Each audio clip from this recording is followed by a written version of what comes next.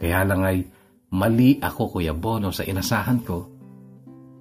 Hindi man nagpakita ng pangit na pagtrato si tatay kay Teo, pero dahil sa pakikialam ni Ate Ada na siya talagang hayagang pumuna at namintas sa panlabas na anyo ni Teo, sumang-ayon na rin si tatay kay Ate Ada na hindi nababagay si Teo sa akin. Huwag daw akong maging desperada.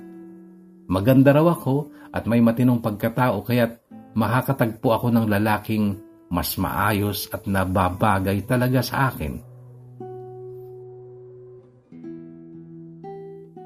Iniyak ko na lang noon ang aking sama ng loob at awa kay Teo sapagkat inayawan siya ng pamilya ko. Subalit, mas malala ang naging pag-iyak ko noong mag-usap kami ni Teo noong kami ay magpaalaman na sa isa't isa.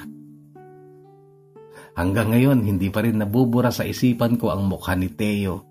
Noong araw na yon, pinipilit niyang ngumiti pero lumuluha habang sinasambit ang mga salitang, "Tanggapin na lang natin. Sino ba ako para ipagpalit mo sa pamilya mo?"